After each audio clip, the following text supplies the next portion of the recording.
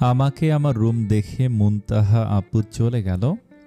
অনেকক্ষণ ধরে রুমের ভেতর চুপচাপ বসে আছি। ঘড়ির কাঁটা 11টা। বারবার ঘড়ির দিকে তাকাচ্ছি। কি করব? দ্বিধা দ্বন্দ্বে এমনভাবে জড়িয়ে গেছি, নিজে কোনো সিদ্ধান্ত নিতে পারছি না। রুদ্র ঠিক 11টায় ছাদে যেতে বলেছে। আমার কি যাওয়া উচিত? মন বলেছে না যেতে, কিন্তু মস্তিষ্ক বলছে একবার যাওয়া উচিত। শেষ কথা। কি এমন কথা? তবে সে কি আমার পিছু নেওয়া ছেড়ে দিবে, নাকি এখানে ও তার অন্য কোনো চাল আছে? কি যে করি। মন চাচ্ছে নিজের মাথায় চুলগুলো নিজে টেনে ছিঁড়ে ফেলি। মাথায় তার করা কর্মকাণ্ড শুরু থেকে এখন পর্যন্ত ভন ভন করছে। এমন কি দরকার ছিল আমার লাইফে তার বেলা করে আগমন করতে? সারা শিম্পাঞ্জি কোথাকার। এমনিতেও আমি সময় পেলাম না সমুদ্র ভাইয়ের সাথে কথা বলার জন্য। এই সাইকো লোকটিকে আমি চিনি, তার পরিচয় আমি জানি, এটা তো এখনও জানানোর বাকি আছে। উফ, কি অসহ্য দোটানায় পড়লাম রে বাপু। সবেমাত্র নতুন আত্মীয় হয়েছে তারা। এখন যদি বলি আত্মীয়তার মধ্যে না আবার কোনো রকমের ফাটল ধরে। ধ্যাৎ, জীবনটাই বেদনার। তাছাড়া সবচেয়ে বড় কথা, আমরা মেয়ে পক্ষ, আমাদের পান থেকে চুন খসলেই দুনিয়াতে সবচেয়ে বড় দোষ ধরা হয়। কি করব? এখানে মুনতাহা আপুর ভবিষ্যৎ জড়িয়ে আছে। আজ এখানে এই বাড়িতে আসাই উচিত হয় নাই। এতই চিন্তাভাবনায় বিভোর হয়ে আসছিলাম যে সময়ের কাঁটা চলতে চলতে কখন যে ঘড়িতে 11:30 বেজে গেছে খেয়ালই নেই। 11টার থেকে 11:30। অবশেষে সিদ্ধান্ত নিলাম একবার যাওয়া দরকার। ভয় পেয়ে লাভ নেই, সত্যির মোকাবেলা করতেই হবে। আমার জীবনে সমুদ্র ভাইয়া ছাড়া দ্বিতীয় কোনো পুরুষের অস্তিত্ব নেই, তাকে বুঝতে হবে। হাঁটি হাঁটি পা করে ছাদে এগিয়ে গেলাম। ছাদে উঠতে চোখ আটকে গেল একটি পুরুষের দিকে। সে সত্যি সুন্দর। এমন লগ্নে যে কোনো রমণী তার মায়ায় পড়তে বাধ্য। তবে এই লগ্ন আমার জন্য নয়। আমার মন বাগানে প্রথম থেকে সমুদ্র ভাইয়ের বসবাস। আমার চোখে সমুদ্র ভাইয়া ছাড়া অন্য কেউ নিতান্তই সাধারণ লাগে। তাই আমি তার জন্য নই, সে আমার জন্য নয়। পুরুষটি গভীর দৃষ্টিতে আকাশের দিকে তাকিয়ে আছে, আর জ্যোৎস্নার আলো তার মুখমণ্ডল আলোকিত করে রেখেছে। এতেই ভাবুক পুরুষটির ভাবুকতা আরও দ্বিগুণ ফুটিয়ে তুলেছে। আমি ধীর স্থির পায়ে হেঁটে রুদ্রের দিকে এগিয়ে যাচ্ছি। বেশ কিছু দূরত্ব আমাদের মাঝে। এর মধ্যে রুদ্র পিছনে না তাকে বলল, বেলা, এত ভয় পাও আমাকে কেন? আমাদের তো আর সময় মিলবে না। সময় ফুরিয়েছে সেই কখন। লগ্ন কেটেছে আরও এক ধাপ। মন ও মস্তিষ্কের যুদ্ধ শেষে তোমার আগমন। তবে এত নির্জরতা কেন? আমি স্থির হয়ে দাঁড়িয়ে রইলাম। আমার আগমন টের পেয়েছে বড় অদ্ভুত। দৃষ্টি সামনে আকাশের চাঁদের দিকে, অথচ আমার আগমনে এত হৃদয় বিদারক কথা। রুদ্র বলল, বেলা, শুনছ? আমাকে নিয়ে এত ভেবো না। তুমি সত্যি সমুদ্রের চাঁদের আলো। আমি মনে হয় বামন হয়ে চাঁদে হাত বাড়িয়েছি, তাই না? একটু কাঁপা গভীর কণ্ঠে। আপনি এগুলো বলার জন্য আমাকে ডেকেছেন? আমার আপনাকে কিছু বলার আছে, মিস্টার রুদ্র রায়হান খান। এবার রুদ্র নামক পুরুষটি আমার দিকে ঘুরে তাকালো, মুখে মলিন একটা হাসি, বলল, আমি জানি বেলা, তুমি কি বলবে। তোমাকে বলতে হবে না। আমি তোমার না বলা কথাগুলো না হয় সাদরে গ্রহণ করলাম। জানি আমার আশেপাশে আসাটাও তুমি মেনে নিতে পারো না। তো চলো একটু দোলনাটায় বসি, আসো। দূরত্ব বজায় রেখেই বসবো। বলেছি তো, শেষ কথা, শেষ মুহূর্ত, শেষ স্মৃতি। তা একটু সুন্দর অভিজ্ঞতা হয়েই না হয় শেষ হোক। আমি একটা জোরপূর্বকভাবে হাসি দিলাম। জানি না কথায় কি ছিল। আমি দোলনাটার এক কোণে বসলাম, রুদ্র অপর কোণে বসল। আমাদের মাঝে 2 থেকে 3 হাত দূরত্ব। বললাম, বলুন কি বলবেন। রুদ্র বলল, এত তারা কিসের বেলা, একটু সময় দাও। অনুভূতিগুলো বন্দি খাঁচায় বন্দি করেছি। কিছু অনুভূতিগুলো জীবন্ত দাফন দিচ্ছি, কিছু অনুভূতিগুলোকে আড়ালেই জলের স্রোতে ভাসিয়ে দিচ্ছি। একটু না হয় সময় দাও। বড় একটা নিঃশ্বাস ছাড়ল রুদ্র রায়হান। জানেন, জীবনে ভুল মানুষের প্রেমে পড়া উচিত নয়। প্রেমে মানুষ পড়তেই পারে, ভালো লাগতেই পারে, তাই বলে না জেনে ভালোবাসা উচিত নয়।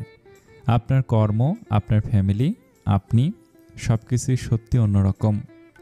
তবে আমি সমুদ্র ভাইয়াকে ভালোবাসি, আমার জীবনের থেকেও বেশি ভালোবাসি। বুঝজ্ঞান হওয়ার পর থেকে যে পুরুষটাকে রোজ কল্পনায় আঁকতে পছন্দ করতাম, পাবো না জেনেও পাওয়ার আরজি রবের নিকট করতাম, এত বাধা বিপত্তির পর যখন তাকে পেয়ে গেলাম, কি করে তাকে না চাই বলেন? কি করে তাকে ছাড়া বেঁচে থাকি বলেন? আমার অস্তিত্ব যার থেকে শুরু, আমি তাতেই বিলীন হতে চাই। সেকেন্ড 10 থেমে। তার আমার বয়সের পার্থক্য 14 বছরের। বিয়ে হয়েছে আজ 4.5 বছর আগে, সমাজ স্কুলের অনুকূলে। অথচ সে না চাইলেই পারত এই বিয়েটাকে না মেনে নিতে, এতদিনে অন্য একটা মেয়েকে বিয়ে করে বউ বাচ্চার সংসার করতে। এত কিছু স্যাক্রিফাইস করেছে যে পুরুষটা, যার যৌবনের একাংশ লণ্ডভণ্ড করেছে আমি চুরুইয়ের জন্য, তাকে কি করে ভুলি বলেন? যে আমাকে এত বেশি ভালোবাসে, এতটাই যে আমার থেকে দূরে সরেছে শুধুমাত্র আমার কেরিয়ার, আমার শরীর, সব কিছু ঠিক রাখার জন্য। আমার অজান্তে আমার ভালোর জন্য তার ভালো থাকা বিসর্জন দিয়েছে। তার সাথে তুলনায় আপনি নিতান্তই ধুলোবালির মতো।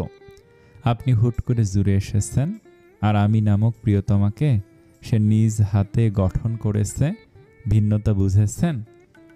এই যে আপনার এত ব্যথা, হৃদয় মাঝারে এত ঝড় বৃষ্টি, একতরফা ভালোবাসার হৃদয় বিদারক যন্ত্রণা আমাকে একটুও কষ্ট দিচ্ছে না।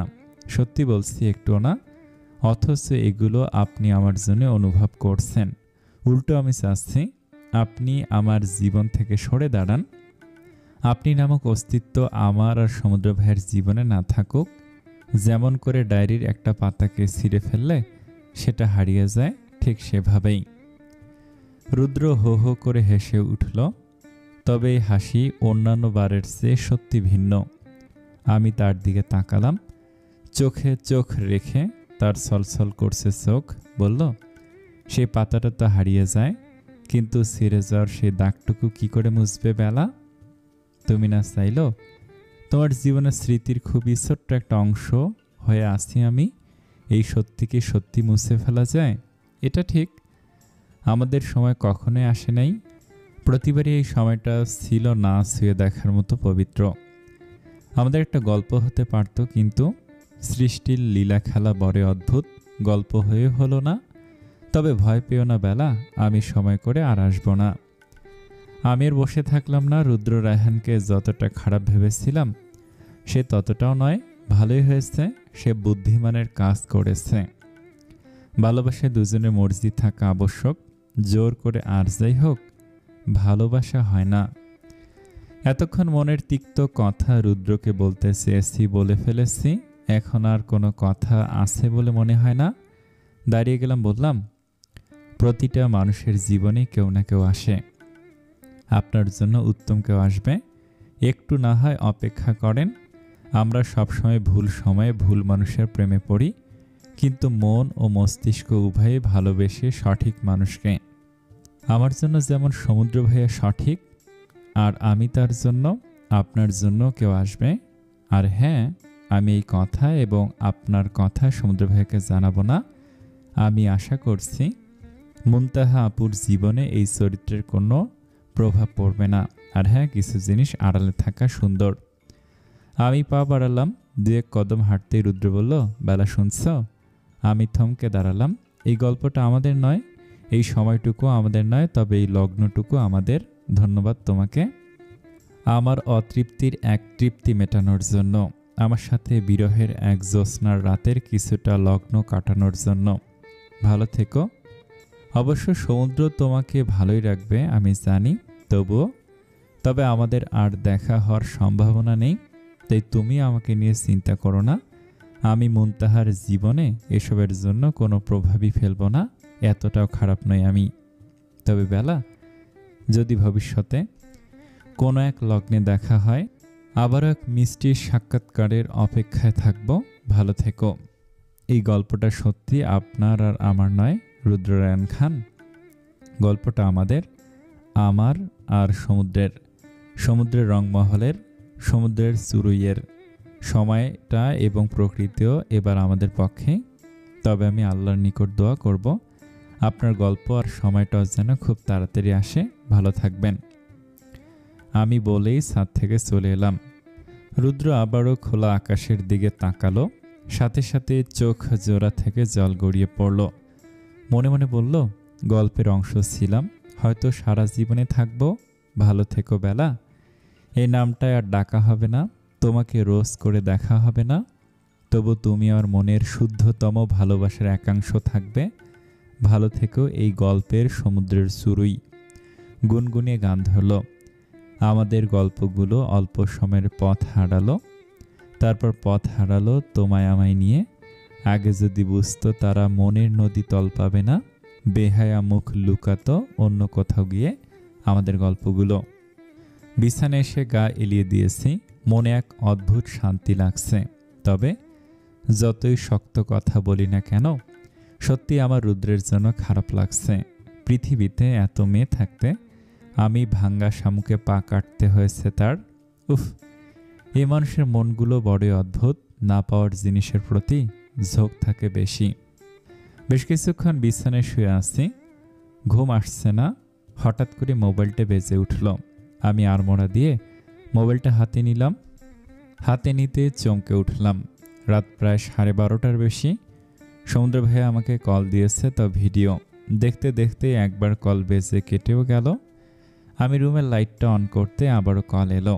আমি দ্রুত কল রিসিভ করলাম। এবার আর সেবারের মতো বিসমিল্লাহ বললাম না, উল্টো মোবাইল ফোন রিংটনে বাজার সাথে সাথে ধরতে পেরেছি বলে আলহামদুলিল্লাহ বলে উঠলাম। সমুদ্র ভাইয়া আমার দিকে চোখ নিভু নিভু করে তাকিয়ে আসছে। আমি জোরপূর্বক হাসি ফুটিয়ে 32 পাটি দাঁত বের করে দিলাম। বললাম, হয়েছে কি? এভাবে তাকিয়ে আছেন যে? সমুদ্র বলে, ইডিয়েট, তোকে ভিডিও কল দিয়ে কখনো সালাম পাইলাম না। সেবার বলেছিলি বিসমিল্লাহ, এবার কি বলবে আলহামদুলিল্লাহ? কেন, তোর আমার তৃতীয়বার বিয়ে হয়েছে নাকি তুই আমার টুইন বাচ্চার মা হয়েছিস? লোকটি বলে কি, হায় আল্লাহ, মুখে লাগাম নেই। ঘোড়ারও লাগাম টানা সম্ভব, কিন্তু এই শয়তান মার্কা ঠোঁট কাটা বেহায়া ব্যাটার সম্ভব নয়। ঠোঁট উল্টে বললাম, আপনি আমাকে মাঝরাতে আমাকে সব গন্ধ মার্কা কথা বলার জন্য কল দিয়েছেন? লজ্জা করে না আপনার? একটুও না। এত ছোট্ট একটা মেয়েকে গন্ধ গন্ধ পচা পচা কথা শোনাতে। সমুদ্র ভাইয়া হো হো করে হেসে উঠল, বলল, বিয়ে করে বউ নেই পাশে, ঘুম আসবে কি করে? চুরুই, তুই আজ ওই বাড়িতে আমাকে না জানিয়ে কেন গেছিস? আমি কিন্তু রাগ করেছি।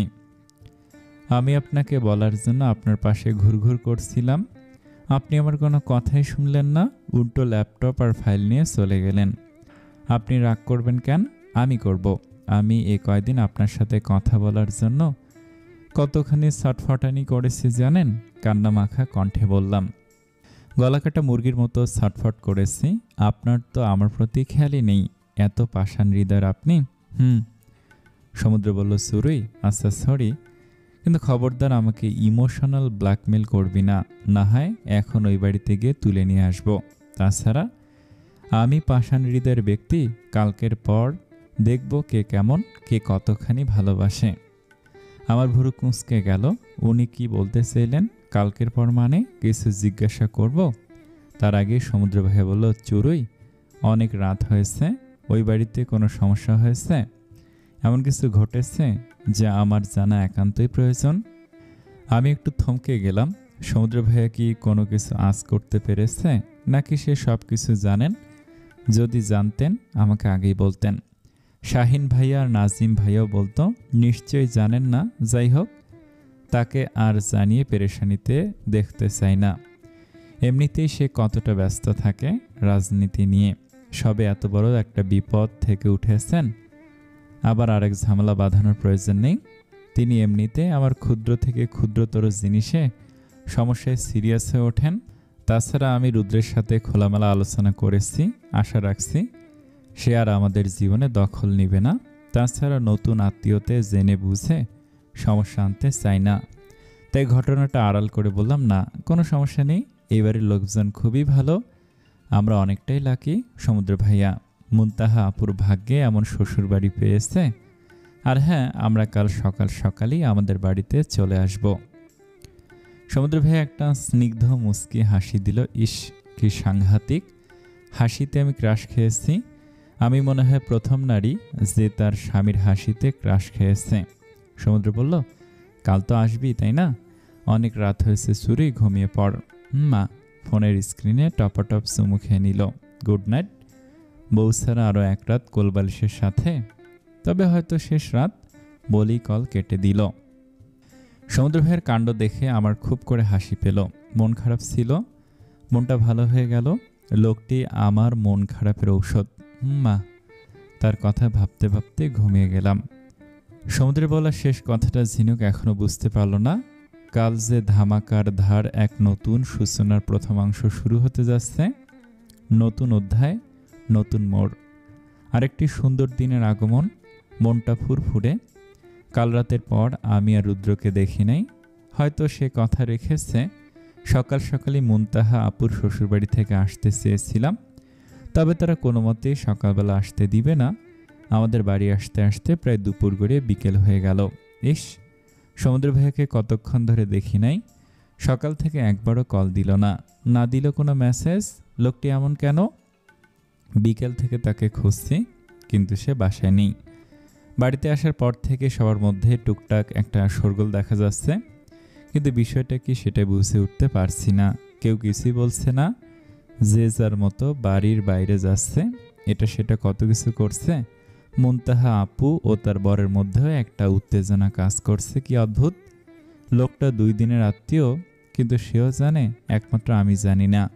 মুখটা একটু ভার করে ড্রয়িং রুমের সোফায় বসে আছি। হঠাৎ করে সখিনা আমার পাশে এসে বসলো। আমাকে দেখে বলল, কি গো এমপির বউ, আজ তো তোমার খুশিতে 4 পায়ে লাফানোর কথা, মন ভার করে বসে আছো কেন? আমি ঠোঁট উল্টে বললাম, আমি তো জানি না বাসায় কিসের শোরগোল হচ্ছে, কেউ তো আমাকে পাত্তাই দিচ্ছে না। সখিনা খিলখিলিয়ে হেসে উঠল, বলল, সকালে এমপি সাহেব মানা করেছে তোমারে কইতে, তাই কেউ কিছু কইতেছে না। তবে তোমার এই অবস্থা দেখতে আমার কষ্ট হচ্ছে। শোনো, কাল এমপির জন্মদিন, সবাই তাকে সারপ্রাইজ দেয়, কি জানো? সারপ্রাইজ। হ সেইটাই করব। কি? কাল ওনার জন্মদিন? আর আমি ভুলে গেছিলাম। ইসরে, কত বড় শয়তান মার্কা বেড়া মানুষ, কাল কল দিয়ে বললেও বলল না। আমি দ্রুত সোফা থেকে উঠে গেলাম। সখিনার সাথে কথা না বাড়িয়ে দৌড়ে দিলাম নিজের রুমের দিকে। সখিনা আমার দৌড় দেখে আবারও খিলখিলিয়ে হেসে সোফায় লুটোপুটি খাচ্ছে। সন্ধ্যা গড়িয়ে এক লগ্ন পেরিয়ে গেল। আমি ভেবে পাচ্ছি না কি গিফট দিব।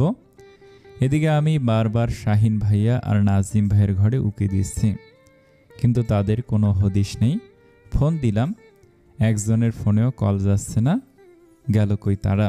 উফ, আর ভালো লাগে না। কাজের সময় একজনকেও পাচ্ছি না। কতটা দরকার আমার তাদের।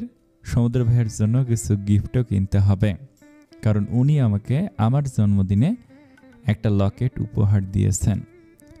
লগ্নের পর লগ্ন পেরিয়ে গেল, আমি ঠিক করতে পারলাম না তার জন্য কি গিফট নিব। আর এদিকে আমার ভাই আর নাজিম ভাইয়াও এলো না। আমার শপিং মলে যাওয়া হলো না। এমন নয় যে আমি একা যেতে পারবো না, কিন্তু আমার কাছে খুবই কম টাকা আছে। তাছাড়া এমন সন্ধ্যা রাতে আমাকে একা মাসাসিরা বেরো হতে দিবে না। মুখ ভার করে বিছানায় বসে রইলাম। ঠিকই বলে, যখন সময় থাকে না তখন চারদিক থেকে ফুরিয়ে যায়। ঘড়ির কাঁটা ঠিক 11:45, 12টা বাজতে আরও 15 মিনিট আছে। সমুদ্র ভাইয়া বাড়ি ফিরেছে ঘন্টাখানেক আগে। তার সাথে সাথে আমার শয়তান মার্কা ভাই আর নাজিম ভাইয়াও, সবগুলো এক গলের গরু। সমুদ্র ভাইয়ার চেলা। চুপচাপ বসে আছি, দাঁত দিয়ে নখ কামড়াচ্ছি। এর মধ্যেই দরজায় টোকা পড়ল। সখিনার কণ্ঠ, কিরে এমপির বউ, বের হও না কেন?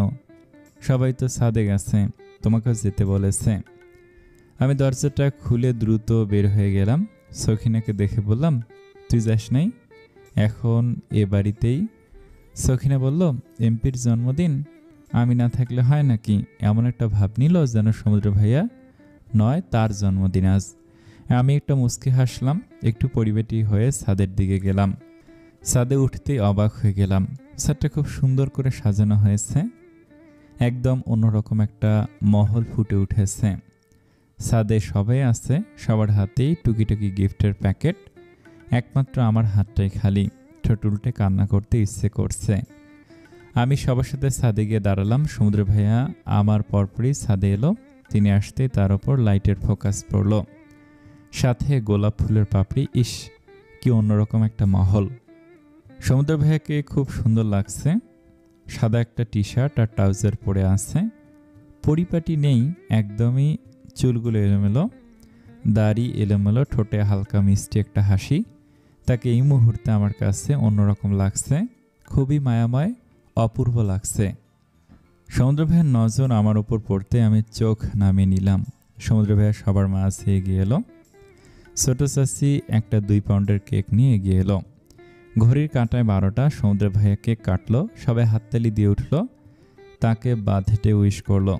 আমিও সবার সাথে বাদ হেঁটে উইশ করলাম। একে একে সবাই তাকে গিফট দিচ্ছে। সবার গিফট দেওয়া শেষ। সমুদ্র ভাইয়া আমার সামনে এসে দাঁড়ালো। আমি মাথা নিচু করে দাঁড়িয়ে আছি। আমি যে গিফট জোগাড় করতেই পারিনি, এখন কি করি? আমি মাথা নিচু করে মিনমিনে বললাম, আপনার গিফট আমি কাল দেব।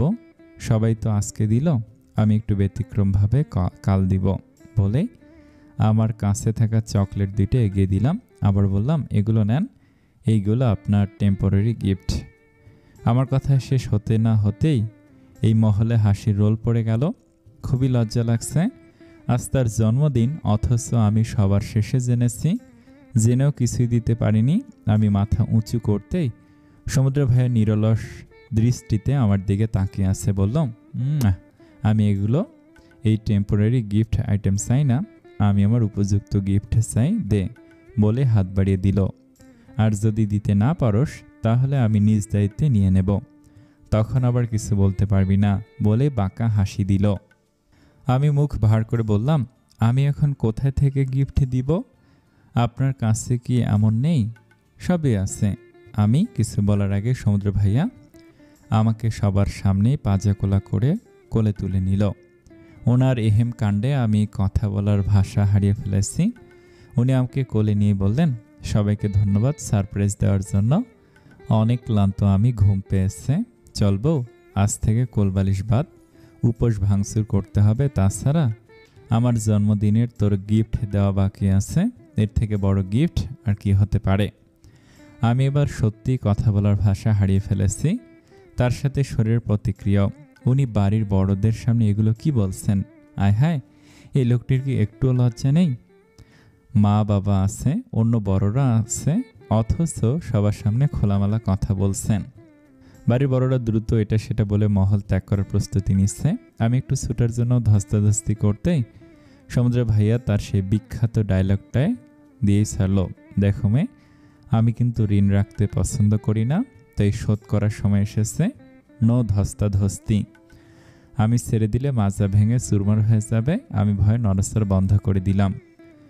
সমুদ্র ভাইয়া এবার জোর গলায় বলল, আম্মা আব্বা, শ্বশুর শাশুড়ি ওরফে মেজো চাচা চাচি, দোয়া কইরো, যুদ্ধে নামছি আজ থেকে, তোমাদের নাতি নাতনির মুখ এই বছরই দেখতে পাবে। এটা বলে সে আমাকে নিয়ে হাঁটা শুরু করলো। বড় চাচা সমুদ্র ভাইয়ের কাণ্ডে খেপে গেছে, সমুদ্র ভাইকে ইচ্ছে মতো বকাঝকা করছে। এদিকে সমুদ্র ভাইয়া তার কাজে ব্যস্ত, জেনে একটু আগেই কিছুই হয় নাই, দুধ ভাত। সমুদ্র ভাইয়া তার রুমে ঢুকে দরজা বন্ধ করে দিল। লাইটটা অন করতে আমি চমকে উঠলাম। সম্পূর্ণ ঘরটি ফুল দিয়ে সুন্দর করে সাজানো হয়েছে। হেমা, এটা কখন করা হলো? ছাদ কখন সাজানো হয়েছে তাও জানলাম না, এই ঘর কখন সাজানো হয়েছে তা বলতে পারলাম না, একটু আলাপও পেলাম না। আমি সমুদ্র ভাইয়ের মুখের দিকে তাকালাম, তার ঠোঁটে বাঁকা হাসি। আমাকে বিছানায় বসিয়ে দিল। তিনি পাশে বসলেন, বললেন, চুরই, আমি ক্ষুধার্ত। আজ 32 বছর, না আজ থেকে 33 বছর ধরে। তুই কি রাজি? অবশ্য তুই রাজি না হলেও আমি আজ উপোস ভাঙচুর করতেই হবে, আমার বাচ্চাদের পড়াশোনা দেরি হয়ে যাচ্ছে। ওনার কথা শুনে আমি চমকে 2 ইঞ্চি দূরে সরে গেলাম। এমনি তো লজ্জা লাগছে, তাকে বাধা দেওয়ার কোনো উপায় নেই। তাছাড়া এখন এগুলো তার হক, তার অধিকার, আজ হোক বা কাল আমাকে তাকে দিতেই হবে। তা বললাম, এটা কি চাওয়া ছিল নাকি এক প্রকার সোজা সাপটা থ্রেট? চাই মানে চাই, তুমি চাইলেও আমার, না চাইলেও আমার। সমুদ্র ভাইয়া হো হো করে হেসে উঠল। বিছানায় ছড়িয়ে ছিটিয়ে থাকা ফুলগুলোর ওপর শুয়ে পড়ে বলল, ওই তুই যা ভাবিস, তবে সত্যিই আমার বাচ্চাদের পৃথিবী দেখার সময় পিছিয়ে যাচ্ছে। আমি আর অপেক্ষা করতে পারছি না। বাবা ডাক শোনাটার, বুঝলি চুরি বউ, আমি বড়ই আদর্শ পিতা। বাচ্চাদের পৃথিবীতে আনার জন্য লুঙ্গি কপালে বেঁধে যুদ্ধে নামছি। হ্যাঁ, এই লোক বলে কি? আমি কিছু বলার আগে সে আমার হাত ধরে তার দিকে টান দিল। আমি তার বুকের ওপর পড়লাম।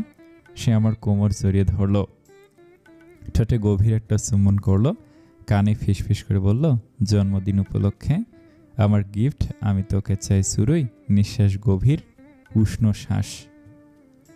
এর থেকে ভালো আর গিফট কোথায় পাবো? তুই কি আমার রংমহলে আবদ্ধ চুরি হতে প্রস্তুত? আমি তার ছোঁয়ায় গুটিয়ে গেছি। এমনিতেই তিনি আমার কাছে আসলে আমি মাতাল হয়ে যাই। এক অদ্ভুত নেশা কাজ করে। তার স্পর্শ আরো গভীর থেকে গভীরতর ভাবে পাওয়ার জন্য বেকুল হয়ে উঠি। জানি না, তবে আমি সাই হিসেবে তার ঠোঁটে হালকা একটা পরশ এঁকে দিলাম। তিনি সম্মতির ছোঁয়া আর আহ্বান পেতেই সম্পূর্ণভাবে অন্য এক ব্যক্তিত্বে পরিণত হলো। চাওয়া পাওয়া, না চাওয়া না পাওয়ার মাঝে অন্য এক রাতের সাক্ষী হলাম। আসসালামু আলাইকুম। এই গল্পটার আর এক পর্ব আছে, আগামীকাল নতুন গল্প আসবে দুপুরবেলা। আপনাদের কাছে রিকোয়েস্ট করব, নতুন গল্পটা অনেক সুন্দর, প্লিজ এই গল্পটা যেমন করে আমাকে সাপোর্ট করেছেন, আগামীকাল দুপুরবেলা যে নতুন গল্পটা আসবে সেটাও ঠিক সেভাবেই সাপোর্ট করবেন। আশা করি নিরাশ হবেন না। ধন্যবাদ সকলকে। আসসালামু আলাইকুম।